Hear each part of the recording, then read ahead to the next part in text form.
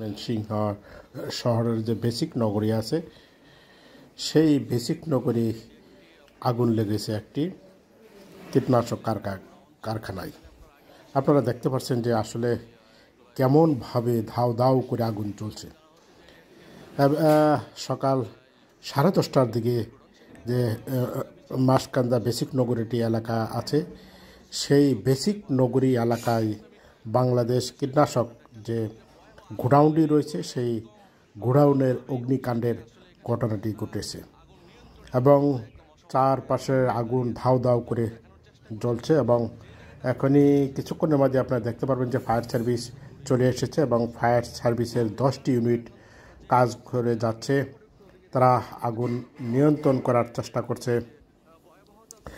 এবং এখানে অনেক সেনাবাহিনী, পুলিশ, তারা র্যাব উপস্থিত হয়েছেন এই আগুন নিয়ন্ত্রণ করার জন্য।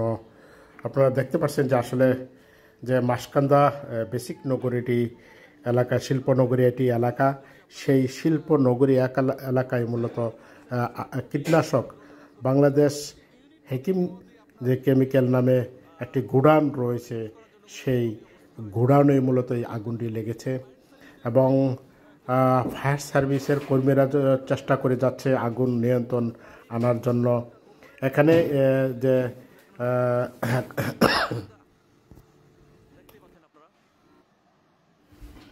দর্শক আপনারা দেখতে পাচ্ছেন যে আসলে কেমনভাবে আগুন দাউ দাউ করে জ্বলছে।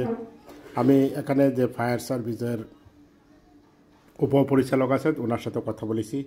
উনি বলছে তাদের যে ফায়ার সার্ভিস যে 10টি ইউনিট রয়েছে 10টি ইউনিট কাজ করে যাচ্ছে।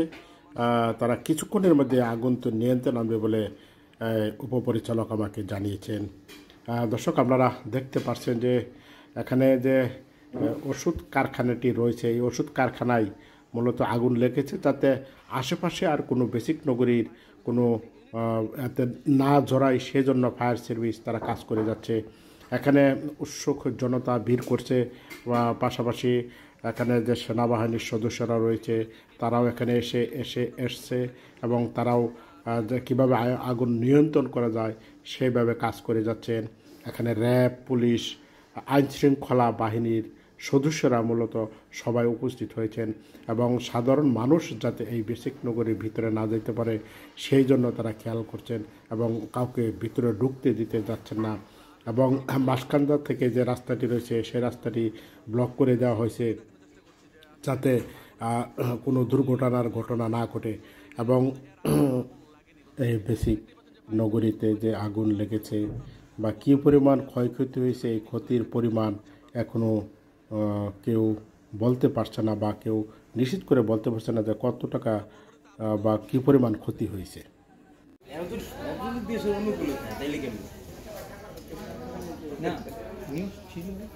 যমুনা হচ্ছে মাঠ পর্যায়ে যায় তো অনেক হেনস্থা শিকার।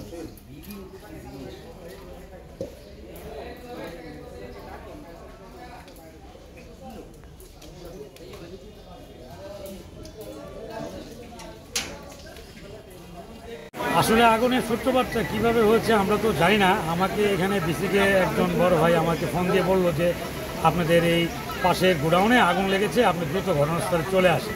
আমি সেই খবর পেয়ে 10:30টার দিকে ঘটনাস্থলে দৌড়ে উপস্থিত হই এবং দেখলাম যে ব্যাপক আগুন ছড়িয়ে আছে। তো আমাদের এটা পাশে যেটা ছিল সেটা হচ্ছে হেকিম বাংলাদেশ। তো তাদের আসলে এখানে পর্যাপ্ত মালামাল রিজার্ভ ছিল। তো এখানে এটা আগুনের শর্ট সার্কিট থেকে আমরা ধারণা করতেছি আগুনের সূত্রপাত। আর যেহেতু এখানে একটু কেমিক্যাল, এখানে আগুন একটু ওই দ্রুতই ছড়িয়ে গিয়েছে। তো আল্লাহর রহমত, অশেষ রহমত যে আমাদের পাশে আমাদের ফেয়ার অ্যাগ্রো কেমিক্যালসেরও একটা গোডাউন আছে। আমি ফেয়ার অ্যাগ্রো কেমিক্যালসের ফ্যাক্টরি ম্যানেজার হিসেবে আছি। তো আমাদের গোডাউনে ওইরকম কোনো ক্ষয়ক্ষতি হয়নি, মানে ওখানে আগুনটা ঢুকতে পারিনি। তার আগে আমাদের ফায়ার সার্ভিস ভাইরা অক্লান্ত পরিশ্রম করে আগুনটা নিয়ন্ত্রণে নিয়ে আসে।